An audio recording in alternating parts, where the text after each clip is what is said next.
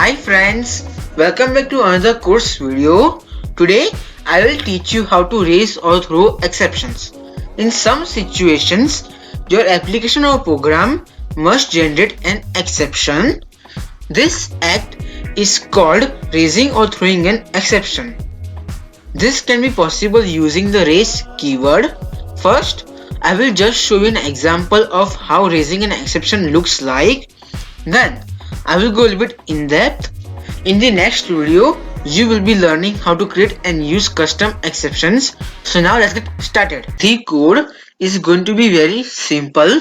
So you start by saying try raise value error,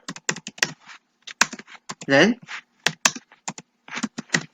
accept value error,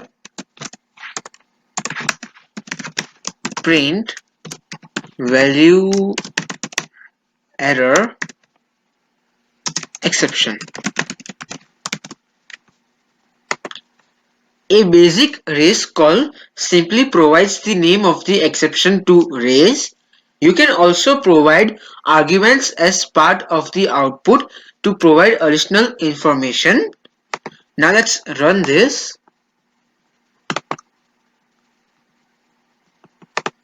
We get this result. In simple terms, the raise value error statement is similar to when the user enters the wrong information.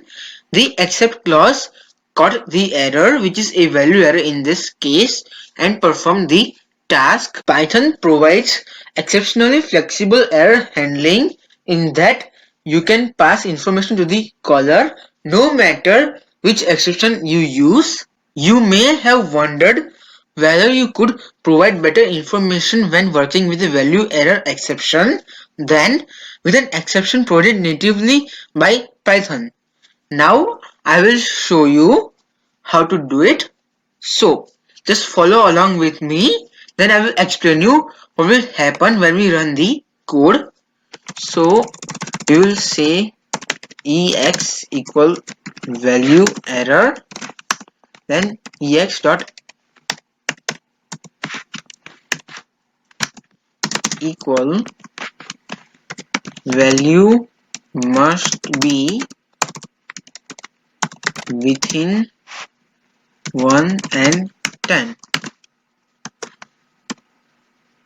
Then after this, raise x. Then over here we say accept value error as e. And if you don't know what does as mean, then watch my input video. You can click on the button at the top or find the link down below. So after this, here we can say e dot the value error exception normally doesn't provide an attribute named starter, a common name for string error, but you can edit simply by assigning a value to it as shown.